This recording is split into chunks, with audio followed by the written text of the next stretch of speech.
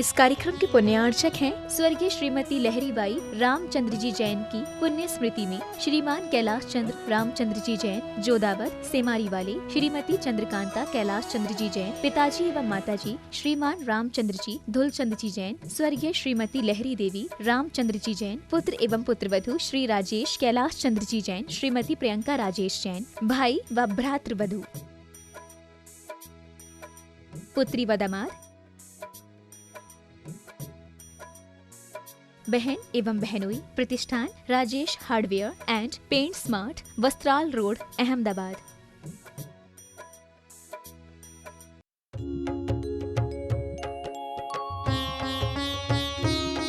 शंका समाधान। बोलिए देवादिदेव 1008 श्री पार्श्वनाथ भगवान की जय जय जय। बोलिए गुणायतन प्रणेता, शंका समाधान प्रवर्तक, भावना योग प्रवर्तक, प्रखर वक्ता, परम पूज्य 108 मुनिवर श्री प्रमाण सागर जी मुनिराज की जय जय जय। परम पूज्य 108 मुनिवर श्री अरह सागर जी मुनिराज की जय जय जय। प्रिय बंधुओं, जैसा कि आप सबों को विदित ही है कि पृथ्वीदेव का सत्संग मंगल में प्रवास शाश्वत शिक्षे सम्य शिखर स्थित गुणायतन में चल रहा है और आज के शंका समाधान कार्यक्रम यही गुणायतन में आयोजित है।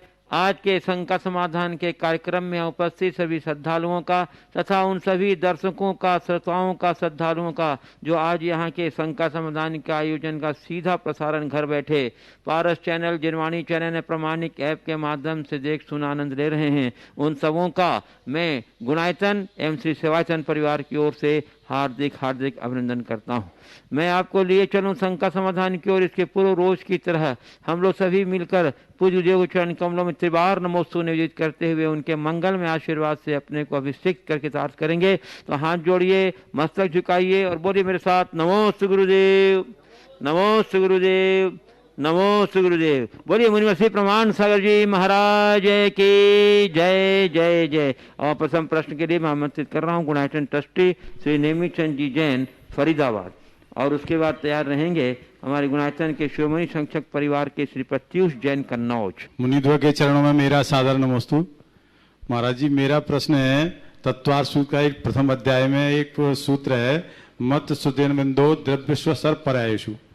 तो महाराज जी उसमें ये है कि मति ज्ञान भी धर्म अधर्म द्रव्य को जानता है, पहचानता है, जबकि वो अमूर्तिक है। तो अमूर्तिक को मति ज्ञान कैसे पहचान लेगा? मति ज्ञान में मन है कि नहीं? मन तो है। मन अमूर्तिक को विषय बना सकता है, द्रव्यों को बना सकता है, उसकी सभी पर्यायों को नहीं। इसलिए मति ज्ञान और शुद्ध ज्ञान का विषय छहो द्रव्य। अच्छा, नमस्ते श्री प्रत्युष जैन कन्नौज।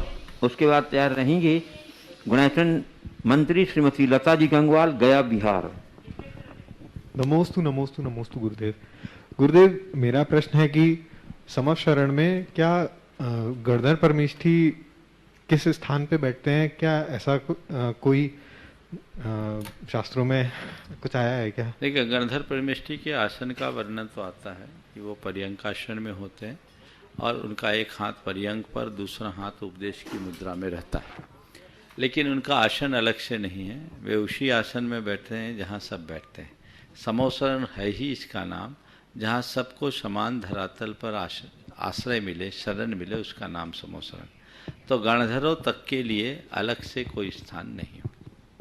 नमोस्तु नमोस्तु। हाँ, मुनियों की वो 12 सभाओं में जो मुनियों की सभा, उसमें सबसे आगे बैठते हैं। लता जी गंगवाल, गया बिहार। पर तैयार रहेंगे गुणायतन के CEO श्री सुभाष जी जैन, गुणायतन शिखर जी। बोलो नमोस्तु गुरु। बोलो तो नमोस्तु गुरु जी। गुरु जी, जैसे दो चीज है, जैसे फुटबॉल फुटबॉल, हाँ, और वॉलीबॉल है। तो महाराज श्री फुटबॉल पाप के उदय में क्यों, पाप के उदय में क्यों आता है, और वॉलीबॉल पुण्य के उदय में क्यों आता है?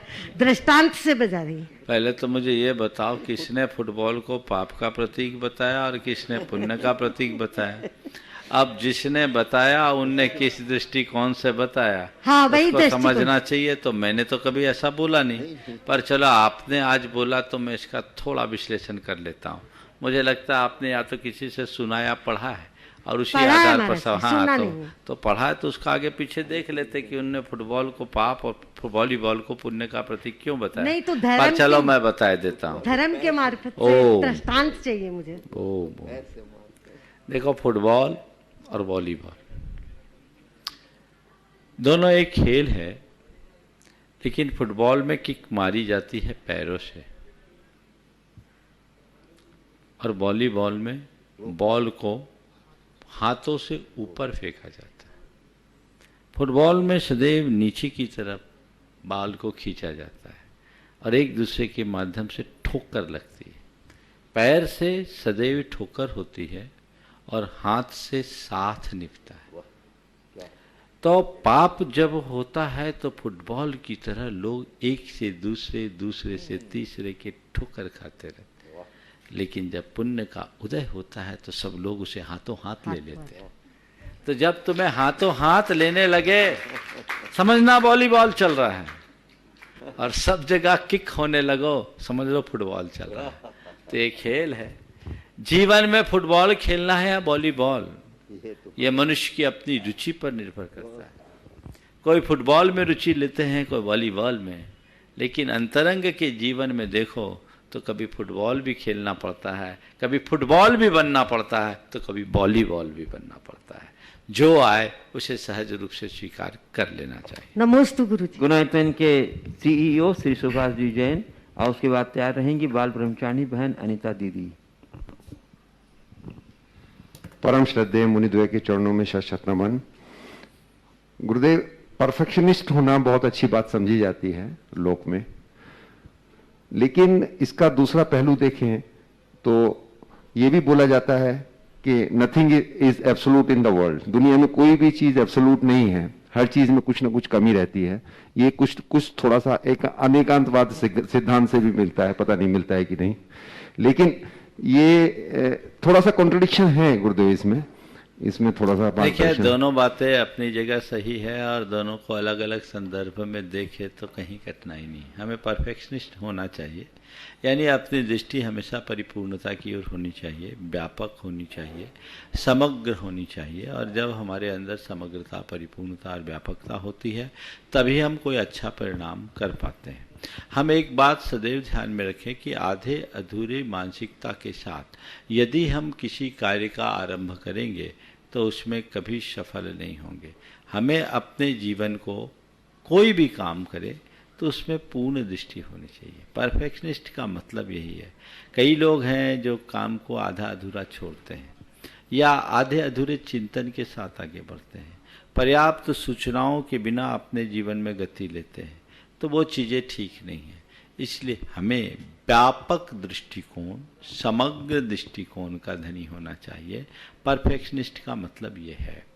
और जो दूसरी बात कही, nothing is absolute in the world, वो अपनी जगह सही है। संसार में कुछ भी पूर्ण नहीं है, सब कुछ अधूरा है। क्यों? क्योंकि हमें जो भी चीज़ें दिखती है वो हमें उसका केवल एक पहलू दिखता है, उसका दूसरा पहलू भी हमें देखना चाहिए। परफेक्शनिस्ट का मतलब ही यही है कि जीत के साथ हार को भी देखे, उसके दूसरे पहलू को भी देखे, केवल एक पहलू को प्रमुखता न दे। हाँ, एक पहलू की चर्चा वो प्रमुखता से करे, पर उस पहलू को ही परिपूर्ण न माने, उसके दूसरे पहलू को भी समझे। परफेक्शनिस्ट का मतलब ये नहीं है कि एक ही पहलू को संपूर्ण मान ले, अपितु उससे विपरीत जो कुछ है उस संभावना को भी सामने रख करके चले कि ये चीज़ें हैं, हमें आधा गिलास भरा है ये दिख रहा है, आधा खाली ये भी दिख रहा है। ये दोनों अपूर्णता का द्योतक है। पर जो परफेक्शनिस्ट है वो गिलास को खाली और भरा एक साथ देखेगा। चर्चा में वो कभी खालीपन की बात करेगा, चर्चा में वो कभी भरेपन की बात करेगा, लेकिन उसकी दृष्टि में गिलास न तो खाली है न भरा है, वो खाली भी है और भरा भी है। परफेक्शनिस्ट का मतलब यही है।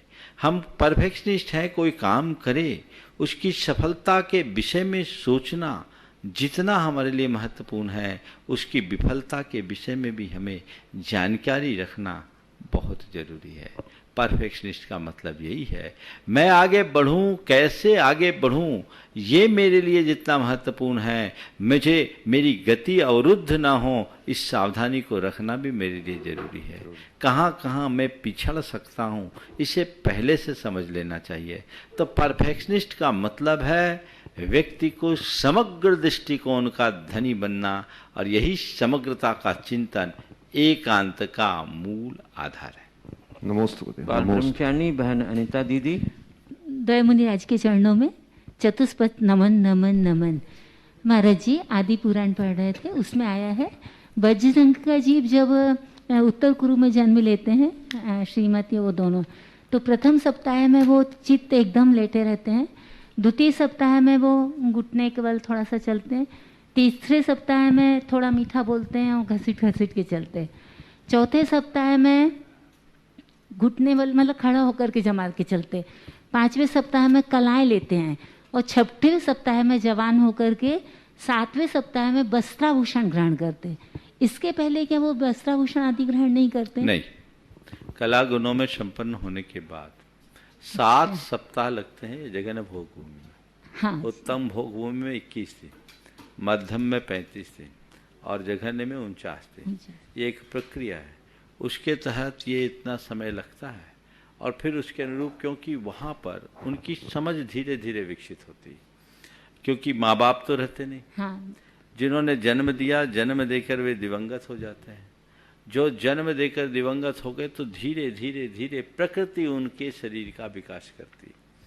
आम मनुष्य को जो बातें सीखने में 16 वर्ष लग जाते हैं, वो सब 49 दिन अधिकतम, उसने में उनका आम जीवन हो एक जाता है। प्रश्न और पूछिए। हाँ बोलो। वो उसी में आया है कि जब वज्रशंकर जी वहाँ पर रहते तो प्रीतिंकर मुनिराज संबोधन करने के लिए जाते हैं, तो उस समय वो संबोधन दे रहे हैं तो वो कहते हैं कि मैंने सम्यक दर्शन को ग्रहण कर लिया। तो क्या संबोधन देने से उसको ग्रहण हो जाता सम्यक दर्शन? व्यवहार में सम्यक दर्शन ग्रहण हो जाता है, करा भी जाता है, कराया भी जाता है, कराना भी चाहिए। अर्थात मैंने आपकी बात को श्रद्धापूर्वक स्वीकार कर लिया, सम्यक दर्शन। मैं मिथ्यात्व और मिथ्यात्व से संबद्ध बातों से विमुक्ता का संकल्प लेता हूँ, सम्यक और सम्यक्तोचित आदर्शों को अंतरात्मा से स्वीकारता हूँ। यही तो सम्यक दर्शन के आज्ञा ग्रहण की। सम्यक। हाँ, सम्यक दर्शन को मैंने ग्रहण कर लिया। हाँ, मैं अगर सम्यक दर्शन को ग्रहण करूँ तो भी मेरे भीतर सम्यक तो भाव हो, ये मेरे भवितव्य पर निर्भर है। लेकिन मेरे पुरुषार्थ में जो है उतना तो मुझे करना ही चाहिए, इसलिए सभी को सम्यक तो ग्रहण करना चाहिए, ग्रहण कराना चाहिए। नमोस्तु महाराज जी, नमस्ते। पूज्य गुरुदेव श्रीमती डाली माल गुजार कटनी से नमोस्तु पूर्वक कह रही हैं, गुरुदेव पहले गांव घर में किसी के यहाँ भी कोई गमी हो जाती थी तो पूरा गांव शोकग्रस्त रहता था। कुछ समय तक लोग आमोद प्रमोद से दूर रहते थे, परंतु आज अपना कोई करीबी भी चला जाए या पास पड़ोस में कोई गमी हो जाए तो लोग अप्रभावित रहते हैं, उन्हें कोई फर्क ही नहीं पड़ता। तो क्या इससे मैं ये समझूं कि आजकल के लोगों की मोहाशक्ति घट गई है या लोग संवेदन शून्य होते जा रहे हैं? यह संवेदन शून्यता क्या हमारे सामाजिक ताने बाने को कमजोर नहीं कर रहे हैं? इसका समाधान चाहिए। देखिए, बात बिल्कुल सही है। आज जो कुछ भी परिदृश्य उभर कर आ रहा है, ये हमारी मोथली होती हुई संवेदना का उदाहरण है। लोगों की संवेदनाएं दिनों दिन क्षीण और मंद पड़ते जा रही। लोग अब व्यक्ति की जगह वस्तुओं से जुड़ने लगे हैं। हमारा प्रेम भी अब व्यक्तिनिष्ठ न होकर के वस्तुनिष्ठ होता जा रहा है। हम व्यक्तियों को भी चीज़ों की तरह यूज करने लगे हैं, और अब एक कंसेप्ट बहुत तेज़ी से विकसित हो गया है, यूज एंड थ्रो। काम करो, उपयोग करो और फेंको। ये जो चीज़ें हैं, ऐसी बातें चीज़ों के साथ हो तो कोई बात नहीं, लेकिन यही सब बातें जब हम मनुष्यों के साथ करने लगते हैं, अपने लोगों के साथ करने लगते हैं, तो बड़ी विडंबना है। ये बढ़ते हुए उपभोक्तावाद का सबसे नकारात्मक फल है। इससे बचना और बचाना चाहिए। हमारे समाज का मूल आधार है परस्परता, प्रेम, आत्मीयता, बंधुत्व और करुणा जैसे उदात्त मूल्य। आज इन मूल्यों का ह्रास हो रहा है। इनकी जगह स्वार्थपरता की भावना मनुष्य के हृदय में बहुत तेजी से पनपने लगी। ये भावनाएं हमारे जीवन को दूषित और विकृत करती है, हमें इनसे बचना चाहिए। पूज्य गुरुदेव, सम्मेद शिखर जी से देवेंद्र कुमार जैन कुड़ीला कह रहे हैं, गुरुदेव हरि का त्याग और हरि से मिलन के क्या उपाय हैं, कृपया विश्लेषण करने कृपा करें। देखिए, हरि का त्याग और हरि से मिलन। हरि का त्याग तो बड़ा सरल है, लोग एक पल में हरि का त्याग कर देते, लेकिन हरि से मिलन के लिए हमें सब छोड़ना पड़ता है। जब तक हम संसार का नाता जोड़े रहेंगे तब तक प्रभु से नाता नहीं जुड़ेगा। कनेक्शन एक तरफ ही होना चाहिए। इसलिए हमें बाहर के त्याग के साथ साथ अंतरंग की शुद्धि की तरफ भी ध्यान देना चाहिए। पूज्य गुरुदेव, पार्ले पॉइंट सूरत गुजरात से श्री अशोक कुमार गांधी कह रहे हैं, महाराज जी कहा गया है कि मन के जिस दरवाजे से शक प्रवेश करता है, प्यार और विश्वास भी उसी दरवाजे से बाहर निकल जाते हैं। तो महाराज श्री, मेरी जिज्ञासा यह है कि हम ऐसा कौन सा ताला मन को लगाएं जिससे शक प्रवेश न करे और प्यार और विश्वास हमारे साथ बना रहे और हमारा जीवन सुखमय बना रहे। कृपया समाधान करें। बहुत अच्छा सवाल। जिस दरवाजे से शक प्रवेश करता है, प्यार और विश्वास उसी दरवाजे से बाहर निकालता है। स्वाभाविक है, जब शक मन में प्रवेश करेगा तो वहां प्यार और विश्वास टिक नहीं सकते। शंका के साथ विश्वास टिकते नहीं, शंका के साथ प्यार पनपता नहीं। ये दोनों चीजें एक साथ चल नहीं सकती। आपने पूछा है कि हम ऐसा कौन सा ताला लगाए कि शक प्रवेश न करे और प्यार और विश्वास बाहर निकल न सके। तो मैं उसके लिए एक ही बात कहता हूं, अपने मन में आत्मीयता को प्रहरी बना दो। अगर हृदय में आंतरिक आत्मीयता होगी तो किसी के प्रति शक होगा नहीं, और जिसके अंदर आत्मीयता होगी, जिसके प्रति आत्मीयता होगी, उसके प्रति विश्वास और प्रेम सदैव बना रहेगा। आज आत्मीयता की कमी हो रही, उसकी वजह से कम्युनिकेशन गैप हो रहा है, संवादहीनता उत्तरोत्तर बढ़ रही है, और बढ़ती भी संवादहीनता के कारण लोगों के मन में अनेक प्रकार की शंका, कुशंका, शकारी, अपनों को छोड़कर लोग गैरों से ज्यादा अपनी निकटता बढ़ा रहे हैं। ये शंका को बढ़ा रही है, और जब मन में शक शंका आती है तो फिर बाकी चीजें अपने आप बाहर होने लगती है। हमें इस सच्चाई को समझते हुए अपने जीवन को व्यवस्थित करना चाहिए। पूज्य गुरुदेव, उदयपुर राजस्थान से श्री अनिल मेहता कह रहे हैं, गुरुदेव चिंता करना स्वाभाविक है, लेकिन उम्मीद का दामन कभी भी छोड़ना नहीं चाहिए। तो गुरुदेव, चिंता और उम्मीद का तालमेल बैठाने के लिए क्या प्रयास करना चाहिए जिससे चिंता दूर हो जाए और उम्मीद बन जाए? चिंता और उम्मीद के साथ तालमेल बिठाने के लिए क्या प्रयास करना चाहिए कि चिंता दूर हो जाए और उम्मीद बन जाए? बात देखिए, चिंता और उम्मीद दोनों हमारे जीवन के अंग हैं, लेकिन हमेशा उम्मीद को जीवित रखना चाहिए और चिंता से बचना चाहिए। इसका बड़ा सीधा सरल उपाय है, चिंता की जगह चिंतन की प्रक्रिया को प्रारंभ कर दे। चिंता और चिंतन में क्या अंतर है? किसी समस्या के आने पर वहीं ठहर जाना चिंता है, किसी एक बात पर अटक जाना और बार बार उसी के विषय में सोचना चिंता है। और चिंतन, उससे आगे का समाधान का रास्ता खोजना, उसे पार करने की बात सोचना चिंतन है। तो जीवन में चाहे जैसी समस्या आए, आप उसे लेकर घबराइए मत। एक ही बात बार बार बार बार चित्त में उभरेगी तो फिर चिंता अपनी जड़ जमा लेगी। समस्या आई है, ठीक है, इसका रास्ता भी क्या है ये भी देखें। ऐसी कोई समस्या नहीं जिसका कोई समाधान नहीं। तो हमें देखना है कि मेरे सामने का दरवाजा बंद है, तब खुले द्वार कहां है? बंद दरवाजे पर खड़े होकर के टिक जाना चिंता है और दूसरे द्वार को तलाशना चिंतन है। यदि हम चिंतन की राह को पकड़ लेते हैं तो फिर हमारी उम्मीद भी साकार होते हैं और चिंता हम पर कभी हावी नहीं होती।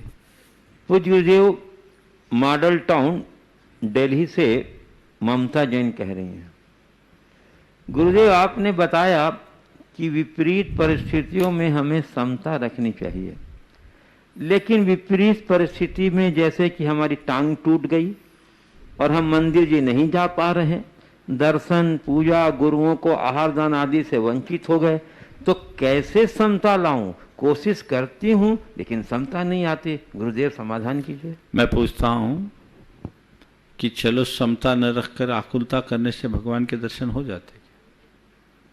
बोलो।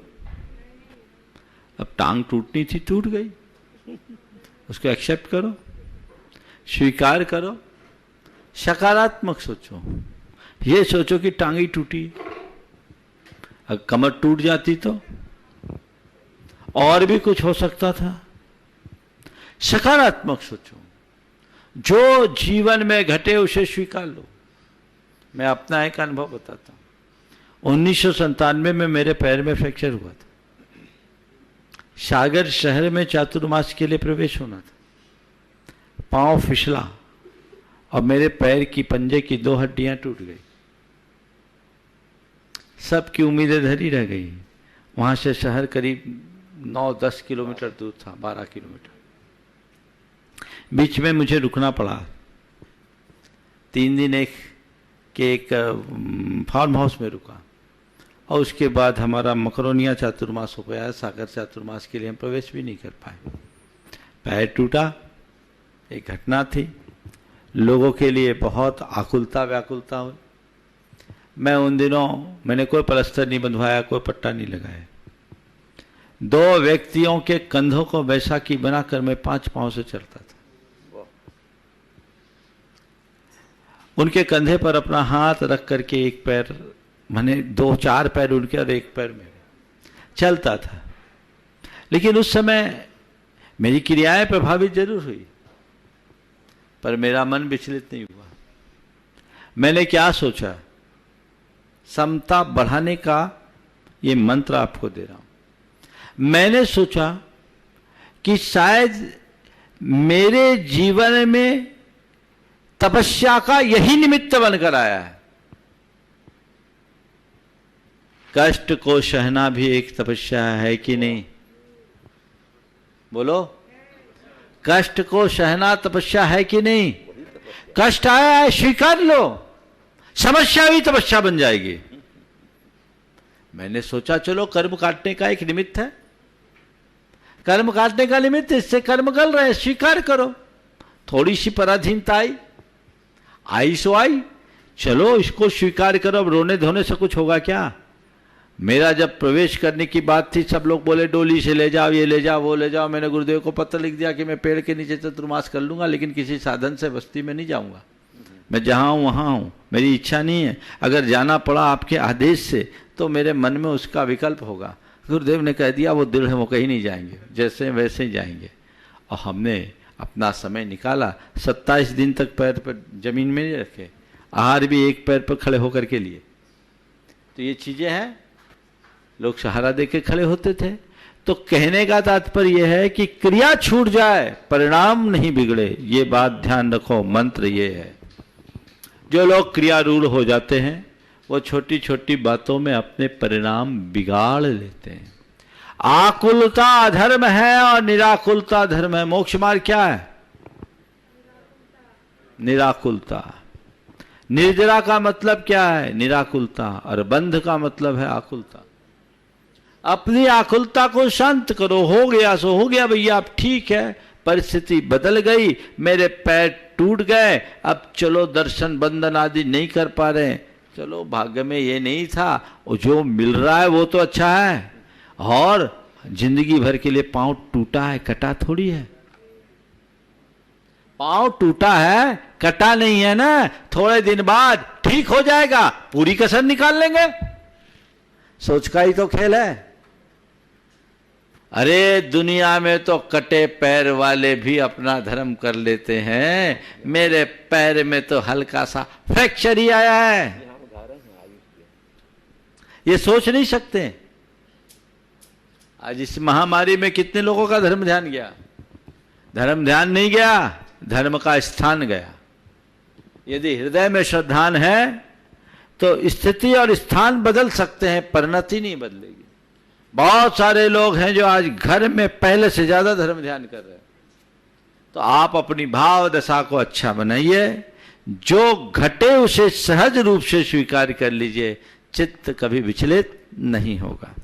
पूज्य गुरुदेव, कोटा राजस्थान से प्रिया जैन कह रही हैं, महाराज जी अपने जन्मदिन या वैवाहिक वर्षगांठ पर हम किसी क्षेत्र पर शांति धारा के लिए अपना नाम भेजें और नाम लिखने या बोलने में सामने वाले से कुछ गलती हो जाए तो हमारे मन में ऐसे विकल्प आते हैं कि अरे हमारा नाम तो सही से लिया ही नहीं। तो क्या इसमें कुछ सोचने का विषय है या नहीं, या इससे कोई पुण्य में कमी आएगी? देखिए, शांति धारा करना कराना का मतलब क्या है? ये इस निमित्त से किया गया दान है। आपने बोल दिया और अपनी ओर से अपना द्रव्य दान दे दिया, आपकी शांति धारा हो गई, वो पुण्य आपके खाते में गया। आयोजक आपका नाम ले ले, इतने मात्र से शांति हो, कोई जरूरी नहीं। और कदाचित नामोल्लेख ना हो तो अशांति हो, ऐसी बात नहीं। ये तो एक केवल भावनात्मक जुड़ाव होता है। जिन जिन लोगों ने आज अपनी भागीदारी की, उन सब की विशेष शांति की कामना रखते हुए आम जनों की शांति। मैं तो अपने मुख से किसी का नाम ही नहीं लेता, मैं तो सर्व शांतिर्भवतु बोलता हूं कि नहीं, सर्वेषां तुष्टिरस्तु बोलता हूं कि नहीं। अरे सब होंगे तो जिनका हम चाह रहे उनका तो होगा ही होगा। इसलिए कोशिश करनी चाहिए जब कभी भी हो तो नाम आदि स्पष्ट दें, और यदि उसमें चूक हो जाए तो विकल्प न करें। कई लोग शांति धारा नहीं सुनते, अपना नाम सुनते। तो तुम्हें शांति चाहिए कि अपना नाम? अरे भाई, नाम को एक तरफ करो, भगवान को प्रमुखता दो। जब शांति धारा चलती हो, टीवी पर आप ऑनलाइन देख रहे, दोनों हाथ जोड़िए और एक चित्त होकर उससे अनुमोदन करके जोड़ लीजिए अपने आप को कि प्रत्यक्ष नहीं जा पा रहे, यही शांति मेरे जीवन के पुण्य की वृद्धि का कारण बनेगी और मेरे जीवन की आकुलता व्याकुलता को शांत करेगी। ये शांति धारा है। भैया हमारा नाम नाम नाम नाम, ये क्या है? नाम जरूर करो और शांति धारा कहीं भी कराओ। जो भी अपनी शक्ति है, वहां की जैसी व्यवस्था है, उसके अनुरूप कुछ द्रव्य दान अवश्य दो। खाली हाथ मत करो। दान का पुण्य बहुत प्रबल होता है। किसी भी निमित्त से जब कोई दान करता है तो साथी से पुण्य का भागीदार बनता है। हमें ऐसी भागीदारी बनाकर रखनी चाहिए। पूज्य गुरुजी, उदयपुर राजस्थान से गुणाइट्रस्ट ट्रस्टी श्री प्रकाश जैन कह रहे हैं, महाराज श्री कहा गया है कि पुरुषों को आर्यका माता जी के चरण नहीं छूने चाहिए तथा महिलाओं को मुनि महाराज जी के चरण नहीं छूना चाहिए, परंतु गुरुदेव पूज्य पुरुष लोग मंदिर जी में माता जी के चित्त के चरण को छू लेते हैं और महिलाएं मुनिराज की चित्त के चरण को छूकर वंदना करती हैं। ये कहाँ तक उचित? अरे भैया, ये बताओ, चित्त और साक्षात में अंतर है कि नहीं? कोई औरत ससुर के सामने घूंघट लेती कि ससुर के चित्र के सामने भी? बोलो। अरे ससुर के सामने घूंघट होता है, ससुर के चित्र के सामने थोड़ी। तो चित्र को और यथार्थ को एक नहीं मानना चाहिए। हम लोग जब तीर्थराज की वंदना करते हैं तो भगवान के चरण चिन्ह छूते कि नहीं छूते? मैं मध्यलोक में था, 2007 में शंका समाधान चल रहा था। एक पर्ची आई, उन दिनों पर्चियाँ आती थी, लाइव नहीं चलता था। पर्ची आई कि जब भगवान के चरण चिन्ह, मैंने अपने एक शंका समाधान में कहा था, वो चरण चिन्ह उन्हें छूने में कोई दिक्कत नहीं, स्त्री पुरुष सब छू सकते हैं। तो बोला जब भगवान के चरणों को छू सकते तो भगवान को क्यों नहीं छू सकते? तो मैंने ये उत्तर उस दिन दिया था कि ससुरा के आगे घूंघट होते हैं, उसके चित्र के आगे नहीं। तो ये तो व्यवस्थाएं हैं, इन दोनों को एक रूप जोड़ना ठीक नहीं है, दोनों को अलग अलग दृष्टिकोण से ही देखना चाहिए। पूज्य कटनी मध्य प्रदेश से श्री सुभाष जी जैन कह रहे हैं क्या सम्यक दृष्टि की ज्ञान धारा और शुभाशुभ कर्म धारा कब तक चलती है, कृपया स्पष्ट रूप से, और भावों की शुद्धता में कौन कितनी सहायक है, बताने की कृपा करें। देखिए, ज्ञान धारा और कर्म धारा की जो बात है, यथार्थ जिस ज्ञान धारा की बात की गई है वो केवल शुद्धोपयोगी मुनिराजों की होती। कुछ लोग ज्ञान धारा और कर्म धारा को संयुक्त रूप से मानते हैं, पर हमें किसी की भी मान्य आचार्य के द्वारा इसका कथन देखने को नहीं मिलता। ज्ञान धारा का मतलब है केवल जानना और देखना, और कर्म धारा का मतलब है उसमें इष्टानिष्ट विकल्प करना। नीचे की भूमिका में जब तक कोई रहता है जो शुद्धोपयोग से बाहर है, शुभ अशुभ भावों में भरे रहने के कारण उसके द्वारा जो कुछ भी घटता है उसको लेकर इष्टानिष्ट संकल्प विकल्प होता है, और इष्टानिष्ट संकल्प विकल्प ही कर्म धारा की पहचान है। जब कोई अपनी बीत राग आत्मा में लवलीन हो जाता है, डूब जाता है, सर्व इष्टानिष्ट संकल्प विकल्पों से मुक्त हो जाता है, तब वो ज्ञान धारा होती है। तो ज्ञान धारा शुद्धोपयोग की दशा है और कर्म धारा नीचे की भूमिका की, इसलिए इन दोनों को एक साथ मानना आगम के अनुकूल नहीं। गुरुदेव बाकल मध्य प्रदेश से श्री संजय मोदी कह रहे हैं हम अपने दिन को शुभ, जीवन को सुखी और समय को अनुकूल कैसे बनाएं, कृपया। दिन को शुभ, जीवन को सुखी और समय को अनुकूल कैसे बनाएं? बहुत अच्छा सवाल है। दिन को शुभ, जीवन को सुखी और समय को अनुकूल बनाने का कुछ मंत्र दे रहा हूं। सुबह उठो, मन को प्रसन्नता से भरो, प्रकृति को, परमात्मा को, माँ बाप को अपनी ओर से धन्यवाद दो, उनके प्रति कृतज्ञता प्रकट करो कि हे प्रभु, हे परमात्मा, हे प्रकृति, तेरी कृपा से आज मुझे जीवन का एक नया दिन मिला। मैं तेरे प्रति कोटि कोटि आभार प्रकट करता हूँ, कृतज्ञता प्रकट करता हूँ, और एक प्रार्थना करता हूँ कि आज मुझे ऐसी शक्ति दे कि आज के इस दिन को मैं एक अच्छा दिन बना सकूं। आज का ये दिन मेरे जीवन का उत्सव बन जाए, महोत्सव बन जाए, मेरे जीवन का शुभतम दिन बन जाए। ये प्रार्थना सुबह उठते ही करो, और केवल प्रार्थना ही नहीं करो, प्रार्थना करने के साथ कुछ संकल्प भी करें कि आज मुझे आज के इस दिन को अच्छा दिन बनाना है, मुझे आज के इस दिन को अच्छा दिन बनाना है, मेरा दिन अच्छा दिन बने। ये बात अपने मन मस्तिष्क में अंकित करें। तो दिन को शुभ बनाने के लिए सुबह उठते ही ये शुभ भाव अपने हृदय में जगाइए, ऐसा शुभ संकल्प जगाइए। जीवन में सुख, तो जीवन में सुख पाने के लिए भी आप हर पल एक ही बात सोचिए, मुझे शांत रहना है, मुझे सकारात्मक रहना है, और मुझे क्षमता रखनी। ये बात आप बार बार दोहराएं, अभ्यास करें, तो अनुकूल प्रतिकूल सब में समता बंधेगी। और समय को अनुकूल कैसे बनाएं, ये जो तीसरा सवाल है, समय को अनुकूल बनाना हमारे हाथ में नहीं है, पर जो भी घटे, समय के साथ जो घटे उसको हम अपने अनुकूल बना ले, समय अपने आप अनुकूल बन जाएगा। ये दृष्टिकोण हमारे अंदर होना चाहिए। भावना योग कीजिए, आपके साथ ये तीनों बातें अपने आप जुड़ जाएगी। पूज्य उदयपुर राजस्थान से गजेंद्र ओट AWOT उन्होंने कह रहे हैं गुरुदेव, जब हम भोजन करने से पूर्व यह भावना करते हैं कि सभी जीवों को उनका भोजन प्राप्त हो, कोई भूखा न रहे, तो अब मेरी शंका यह है कि जो जीव मांस भक्षण करने वाला है वह तो उसी का भोजन करेगा, तो फिर क्या हमें पाप के बंध नहीं लगेगा? ऐसा नहीं, आप ऐसा भाव रखो कि जैसा भोजन मैं कर रहा हूँ ऐसा सबको भोजन अपने अनुकूल मिले, कोई भूखा ना रहे ये है, पर ये थोड़ी कि कोई किसी को खा ले, कोई किसी का भक्षण न करे। इसके पहले एक लाइन और ले ले, सब जीवों के हृदय में दया हो, सबके हृदय में करुणा हो और सभी जीव सुखी रहे, सबको भूखा, कोई भूखा ना रहे, सबको भोजन मिले, तो समस्या हल हो जाएगी। पूज्य देव रायगढ़ छत्तीसगढ़ से ऋषभ जैन कह रहे हैं, गुरुदेव कुछ दिन पूर्व एक प्रश्न के उत्तर में आपने कहा था कि सफलतम लोग न चिंता करते हैं न चिंतन, वे योजना बनाते हैं और क्रियान्वयन पर ध्यान देते हैं। महाराज जी, ये योजना और क्रियान्वयन करते कैसे हैं? स्ट्रेटेजी और उसके एक्सिक्यूशन पर मार्गदर्शन दें। देखिए, मैंने जो बात की थी, चिंता नहीं करते, चिंतन करते, चिंतन का निषेध नहीं किया। चिंता करते हैं और उसके लिए क्या करते? चिंता नहीं, चिंतन करते हैं। और चिंतन भी कैसे? भविष्य की योजना बनाना और उसका क्रियान्वयन करना, स्ट्रेटेजी तय करना और उसको एग्जीक्यूशन करना, ये जीवन की एक बहुत बड़ी कला है। योजना क्या है? योजना भविष्य को वर्तमान में देखने का नाम ही योजना है। कल को आज देख लेने का नाम योजना है। जो मुझे कल साकार करना है उसे आज अपनी कल्पना में तैयार कर लेना ही योजना है।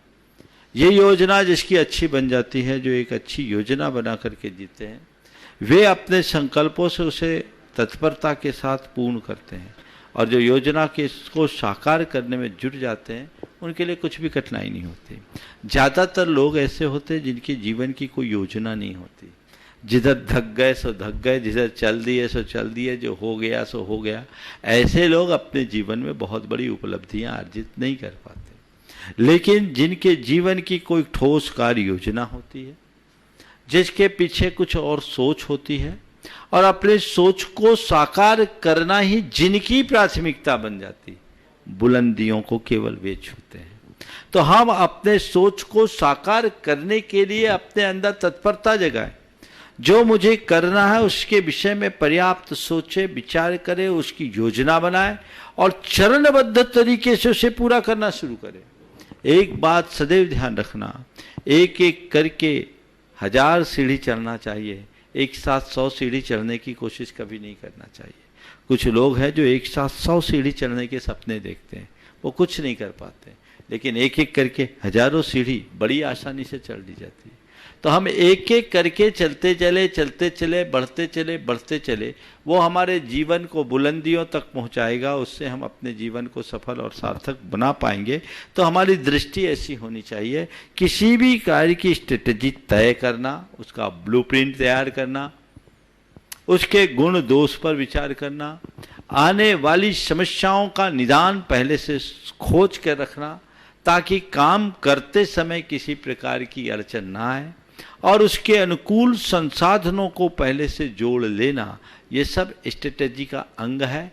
और उसके बाद सब एफर्ट लगाकर काम को साकार करने में लग जाना, यही उसके एजुकेशन का मंत्र है। टाले नहीं, आलस्य न करें, जो जब जैसा करना है सुनिश्चितता के साथ, दृढ़ता पूर्वक, विश्वास से भर कर करते जाइए।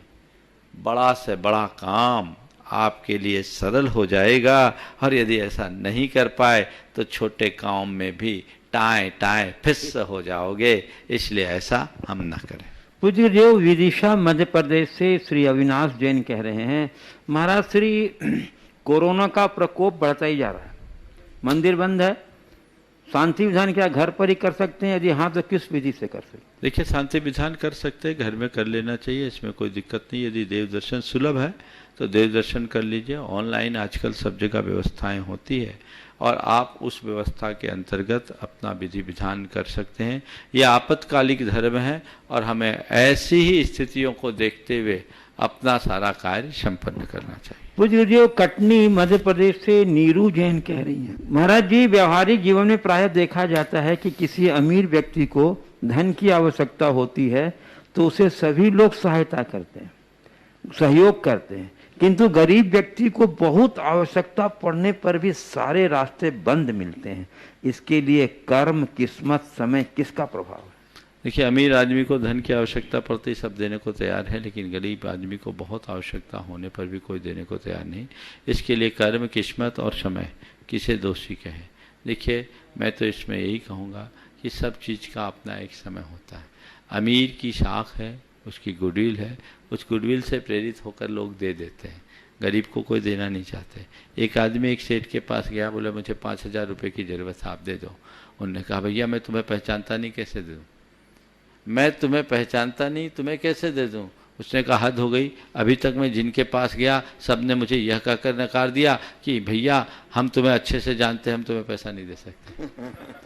तो जो जानते हैं वो भी नहीं दे सकते और जो नहीं पहचानते वो भी नहीं दे सकते। स्थितियाँ ऐसी होती है। तो समय का भी अपना महत्व होता है। जिसकी शाख होती है उसी के साथ लोग अपना पैसे का आदान प्रदान कर पाते हैं। जिनका शाख नहीं उनका कुछ नहीं। गरीब को लोग सहयोग दे सकेंगे लेकिन अपना पैसा नहीं दे सकेंगे। हमारी कोशिश होनी चाहिए कि अगर कोई गरीब कमज़ोर पिछड़ा आदमी है तो उसके सहयोग के लिए हमें तत्परता से आगे आना चाहिए। और अमीर आदि के साथ अपना लेन देन करते समय भी अंधा विश्वास नहीं करना चाहिए। अगर ये अंधा विश्वास करेंगे तो धोखा खाएंगे। आजकल लोग उगते सूरज को ही प्रणाम करते हैं, पर बंधुओं उगते सूरज को प्रणाम कीजिए लेकिन ये बात ध्यान रखिए कि इस सूरज को भी एक दिन डूबना है। इसलिए अगर कोई डूब भी रहा है तो फिर उगेगा, ऐसा ध्यान कीजिए। गुरुदेव, अगला प्रश्न नागौर जिला सतना मध्य प्रदेश से स्पर्श जैन का है। गुरुदेव, मेरी जिज्ञासा यह है ओम कि कहते हैं अगर भगवान के दर्शन करने जाओ तो खाली हाथ नहीं जाना चाहिए, कुछ न कुछ लेकर जाना चाहिए। तो महाराज जी, आप लोग तो वीतरागी हैं, परिग्रह त्यागी हैं, आप लोग जब भगवान जी के पास जाते हैं तो क्या लेके जाते हैं? कृपया समाधान करें। देखो, जिसके हाथ में कुछ है उन्हें हाथ लेकर के हाथ भर के जाना चाहिए। जिनके पास धन संपत्ति है उन्हें धन संपत्ति अपने जब लेके जाना चाहिए। जो उनसे मुक्त हो गए तो वो क्या लेकर जाए? आपने पूछा आप लोग क्या लेकर जाते हो? हम लोग अपने श्रद्धा से भरा दिल लेकर जाते हैं, भाव शबर हृदय लेकर के जाते हैं और उसी में सबकी आपूर्ति हो जाती है। पूज्य गुरुदेव, रीठी कटनी से अनिल मंजू जैन कह रही हैं, महाराज जी जो लोग साथ रहकर संवार ना सके, जो लोग साथ रहकर संवार न सके, वो खिलाफ होकर क्या हमारा कुछ बिगाड़ सकते हैं? कृपया समाधान करें। गुरु जी, एक छोटा सा एक्सपीरियंस है जो मैं आपसे शेयर करना चाहती हूँ। गुरुदेव, अचानक मैं और मेरी पत्नी संक्रमित हो गए और हॉस्पिटल में एडमिट हो गए। प्रतिदिन 24 घंटे उठते बैठते मैं आपकी छवि निहारता रहा। फलस्वरूप छठे दिन सुबह सुबह आपने मेरे सपने में आकर मेरे सिर पर हाथ रखकर आशीर्वाद दिया, जिसके तुरंत बाद मैं स्वस्थ होकर हॉस्पिटल से घर आ गया हूँ और मैं बिल्कुल स्वस्थ हूँ। देखिए, सवाल जो साथ रह के संवार न सके, क्या वे खिलाफ रहकर बिगाड़ सकेंगे? अगर देखा जाए तो इसमें बहुत बड़ा तत्व दर्शन है। एक बात सदैव अपने हृदय में अंकित कर लेना चाहिए कि पर केवल निमित्त है। कोई भी कार्य की उत्पत्ति में निमित्त सहायक होता है पर करता नहीं। दूसरा, हमारा बिगाड़ करता है, आरोप की भाषा है। हमारी परिणति ही हमें बिगाड़ती है और हमारी परिणति ही हमें संवारती है। ये यथार्थ की बात है। हम आरोप से मुक्त होकर यथार्थोन्मुखी बने तो अपने जीवन को ज़्यादा बेहतर बना सकेंगे। जब तक हमारी दृष्टि परमुखापेक्षी बनी होगी, हम हर बात में पर को टारगेट बनाकर चलेंगे, तब तक हम सुखी नहीं हो सकेंगे। और जब हमारी दृष्टि स्वयं पर केंद्रित होगी तो हम कभी दुखी नहीं होंगे। गुरुदेव, औरंगाबाद महाराष्ट्र से अब कुमार भारती नरेंद्र वाकली कह रहे हैं, गुरुदेव द्रव्य नमोकार मंत्र व भाव नमोकार मंत्र में क्या भेद है? कृपया समाधान। देखिए, नमोकार मंत्र तो मंत्र है, मंत्र को मंत्र के रूप में ही देखना चाहिए। लेकिन नमोकार मंत्र को हमने कहीं अक्षर में अंकित कर दिया या नमोकार मंत्र का हमने मात्र भाव शून्य शब्दोच्चार किया तो ये द्रव्य नमोकार माना जाएगा। सबसे अच्छा तो जैसे हमने कहीं नमोकार मंत्र लिख दिया, मंत्र दिख रहा है, मंत्र है कि नहीं है, पर वो द्रव्य है।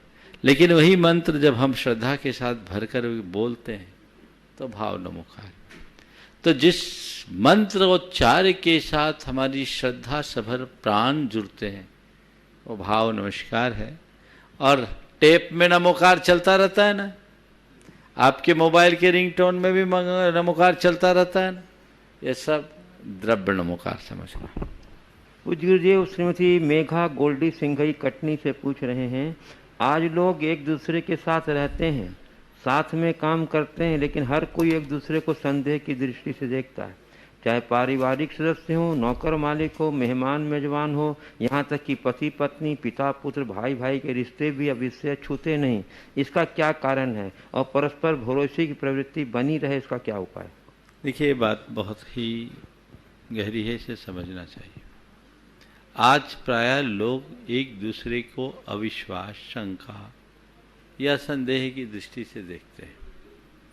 इसके पीछे की मूल दो वजहें हैं।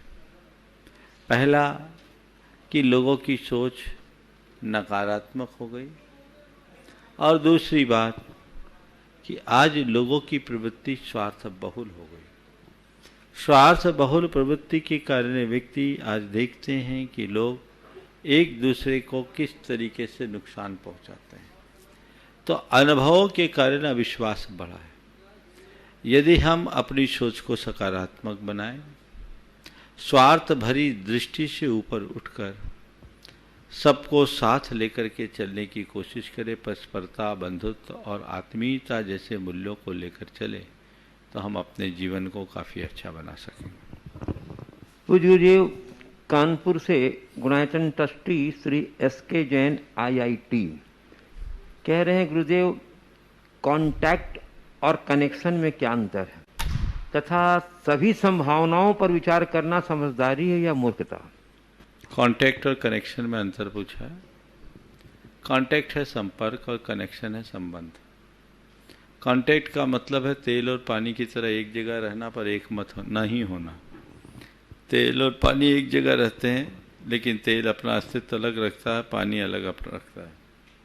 लेकिन जब कनेक्शन होगा तो वो संबंध दूध और पानी की तरह होगा, जो एक साथ रहते ही नहीं, एक दूसरे का साथ भी निभाते हैं। दूध पानी को अपने में मिलाता है, पानी दूध में घुल मिल जाता है, दोनों साथ साथ रहते हैं। हम किसी के साथ रहे, ये हमारा कांटेक्ट है, और हम किसी से जुड़ के रहे, ये हमारा कनेक्शन है। आज लोग साथ तो हैं, पर लोगों का संपर्क है, संबंध नहीं। आज स्थिति यह है कि सब एक ही बिल्डिंग में रह रहे हैं, सबका पता एक है, लेकिन एक दूसरे का कोई पता नहीं। ये कोशों दूर है। ये हमारी बदलती हुई वांछिकता का कुपरिणाम है। जब से पश्चिमी जीवन मूल्य हम पर हावी हो गए, हमारी जीवन शैली में व्यापक बदलाव आया और हम इन सब दिशा में बढ़ने लगे। ये हमारे लिए ठीक नहीं है। हमें चाहिए कि घर परिवार या लोक जीवन में हम जहाँ आवश्यक हो वहाँ कांटेक्ट रखें, लेकिन घर परिवार में हमेशा कनेक्शन जोड़ कर रखें, समाज में अपना जुड़ाव बना के रखें।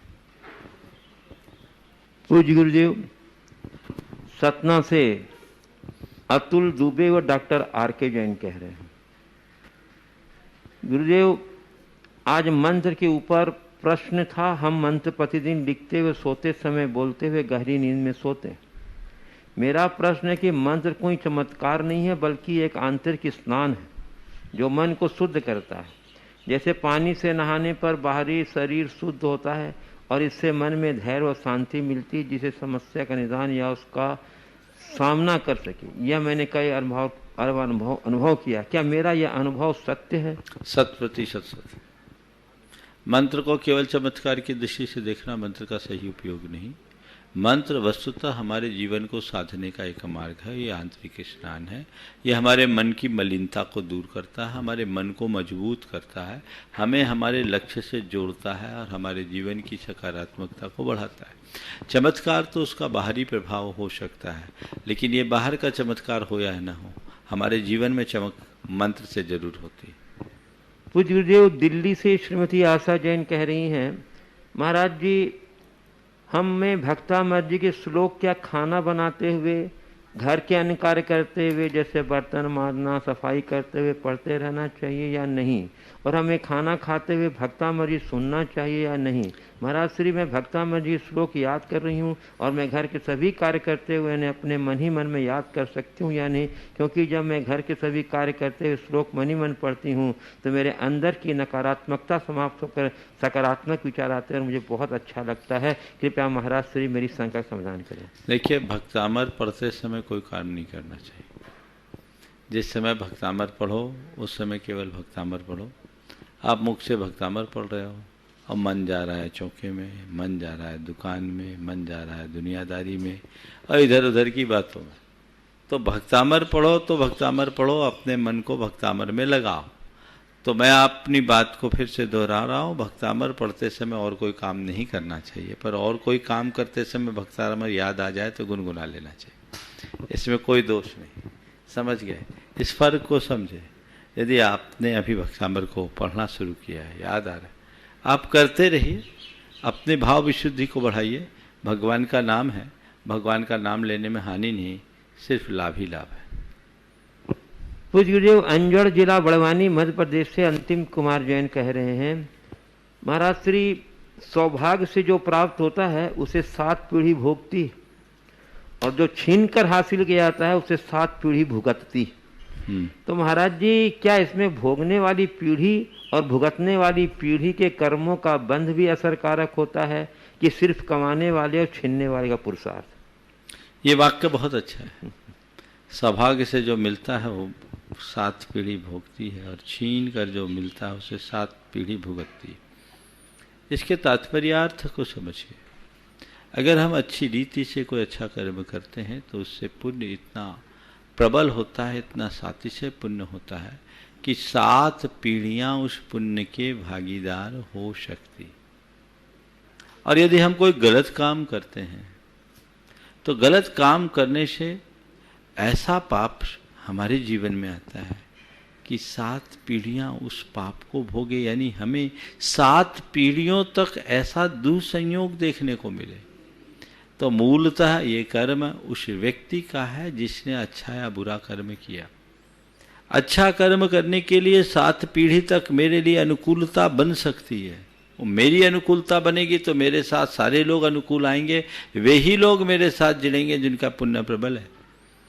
और जब मेरा भाग्य फूटा होगा, मेरे कर्म फूटे होंगे, तो 7 पीढ़ियों तक मेरे जीवन में दुख दारिद्र होगा, संकट होगा, और मेरे साथ वे ही लोग जुड़ेंगे जिनके कर्म फूटे। पर ये मत सोचना कि वे 7 पीढ़ी के लोग मेरे कर्म को भोग रहे हैं। अच्छे हो या बुरे, सब अपने अपने कर्म को भोगते हैं। लेकिन अच्छा करोगे तो सब अच्छा मिलेगा, बुरा करोगे तो सब बुरा मिलेगा। इसलिए केवल वर्तमान को मत देखो, अपने भविष्य को सामने रख कर चलो। भविष्य को सामने रख कर के चलोगे तो अपना जीवन धन्य होगा, अन्यथा सब व्यर्थ होगा। इस बात का हमें हमेशा स्मरण रखना चाहिए। पूज्य गुरुदेव, इंदौर मध्य प्रदेश से महेंद्र जैन पत्रकार कह रहे हैं, गुरुदेव हर बार परीक्षा धर्मात्मा और सत्य की ही क्यों होती है? क्योंकि अधिकतर लोग बिना सोचे समझे अपने स्वार्थ के खातिर अधर्म और असत्य का साथ देते हैं। महाराज जी, इस प्रकार के वातावरण में बदलाव कैसे हो? देखिए, धर्मात्माओं की परीक्षा, सत्य पुरुषों की परीक्षा स्वाभाविक ही होगी। इसको लेकर आश्चर्य नहीं करना चाहिए। अरे, कसौटी पर सोने को तो कसा जाता है कि पीतल को? पीतल को कोई नहीं कसता, जाहिर ये पीतल है। लेकिन जब सोना सामने आता है तो उसे कसौटी पर कसा जाता है। अगर सोने को कसौटी पर कसा जाए तो मन में किसी तरह की कसक नहीं रखनी चाहिए, अपितु इस बात का गर्व होना चाहिए कि ये सोना खरा है। पीतल क्या है? ये तो है ही। इसलिए असत और पाप के मार्ग में चलने वाले लोगों से प्रभावित हमें नहीं होना चाहिए, और धर्म और सतपथ पर चलने वाले लोगों के जीवन में आने वाली परेशानियों से विचलित नहीं होना चाहिए। पूज्य गुरुदेव, कटनी मध्य प्रदेश से शाश्वत जैन कह रहे हैं, महाराज श्री मैं कक्षा 10वीं का छात्र था और आपके आशीर्वाद से मैं 10वीं कक्षा में उत्तीर्ण होकर 11वीं कक्षा में प्रवेश करने जा रहा हूँ। गुरुदेव, हमको जीवन के इस मोड़ पर अपने भविष्य के लिए विषय चुनाव की एक चट्टान को पार करना पड़ता है। तो गुरुदेव, मेरी शंका यह है कि हम इस चट्टान को कैसे पार करें जिससे कि चट्टान के आगे हमको सही मार्ग मिले। देखिए, आज के समय में ये दुविधा प्रायः सभी बच्चों के साथ है। आगे अपने भविष्य के लिए क्या विषय चुने, लोग इस बात का सही निर्धारण नहीं कर पाते। प्रायः देखने में ये आता है, ज़्यादातर लोग माँ बाप के कहने पर अपना विषय चुनते हैं। हमें IIT करना है तो हमें MBA करना है, हमें इंजीनियरिंग करना है, हमें मेडिकल में जाना है, हमें CA में जाना है। कई जगह ये होता है कि माँ बाप बच्चों को बात कहते हैं और बच्चे उसका अनुकरण करते हैं। कुछ जगह देखने में ऐसा आया कि बच्चे अपने दोस्तों का अनुकरण करते हैं। दोस्त लोग जो कह रहे हैं सो हमें करना है, हमारा दोस्त जिस दिशा में जा रहा है वो हमें विषय चुनना है। कई बार ऐसा देखने में आता है, किसी एक के ग्लैमर विशेष को देखकर लोग अपने विषय का निर्धारण करते हैं। और कई बार ऐसा होता है कि बच्चे अपने खुद की एक मनसा बना के रखते हैं शुरू से ही कि मुझे ऐसा करना है, और वो तदनुरूप अपना विषय का चुनाव करते हैं। मेरी राय में विषय के चुनाव के लिए हमें काफ़ी गंभीरता से विचार करना चाहिए। आजकल एक जो टेंडेंसी बन गई है हर किसी की कि हमें तो बस उच्च शिक्षा में जाना, IIT ही करना है, हमें यही करना, हमें वो ही करना। आजकल कोटा में लगने वाली भीड़ की वजह एक ये है। ऐसा नहीं करना चाहिए। विषय के चुनाव में 4 बातों को ध्यान में रखना चाहिए। सबसे पहली बात, बच्चे की स्वयं की अभिरुचि। दूसरी, पारिवारिक पृष्ठभूमि। तीसरी, अनुकूल संसाधन। और चौथी बात, भावी संभावना। हमारी रुचि क्या ये देखें, पर मेरी रुचि के अनुकूल मेरी पारिवारिक पृष्ठभूमि है कि नहीं।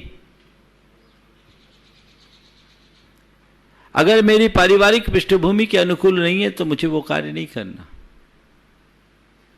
हमें उसे देख समझ कर करना चाहिए। अनुकूल संसाधन मुझे उपलब्ध हुए हैं तब मुझे उस दिशा में जाना चाहिए। आज मैं बात तो चुन लूं लेकिन मेरे पास वैसे साधन नहीं है, मुझे दूसरों पर निर्भर होकर के काम करना पड़े तो क्या फायदा।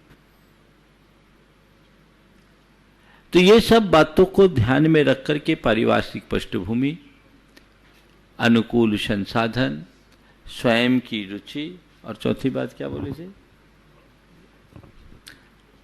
स्वयं की रुचि, पारिवारिक पृष्ठभूमि, अनुकूल संसाधन और भविष्य, इसके बाद क्या होगा, इनको देख करके ही अपना विषय चुने और जो हमारे भविष्य के लिए अच्छा आधार बन सके ऐसे ही विषय का चुनाव करना चाहिए। सार संक्षेप में यहीं पर विराम। बोलिए परम पूज्य आचार्य गुरुवर श्री विद्यासागर जी महाराज। बोलिए परम पूज्य एक क्षण मुनिवर श्री प्रमाण सागर जी महाराज की जय। मुनिवर श्री रह सागर जी महाराज की जय।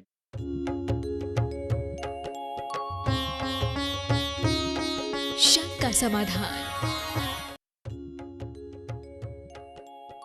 इस कार्यक्रम के पुण्यार्चक थे स्वर्गीय श्रीमती लहरीबाई रामचंद्र जी जैन की पुण्य स्मृति में श्रीमान कैलाश चंद्र रामचंद्र जी जैन जोदावत सेमारी वाले, श्रीमती चंद्रकांता कैलाश चंद्र जी जैन पिताजी एवं माताजी श्रीमान रामचंद्र जी धुलचंद जी जैन, स्वर्गीय श्रीमती लहरी देवी रामचंद्र जी जैन, पुत्र एवं पुत्रवधु श्री राजेश कैलाश चंद्र जी जैन, श्रीमती प्रियंका राजेश जैन, भाई व भ्रातृवधु, पुत्री व दामाद, बहन एवं बहनोई, प्रतिष्ठान Rajesh hardware and paint smart, Vastral road, Ahmedabad.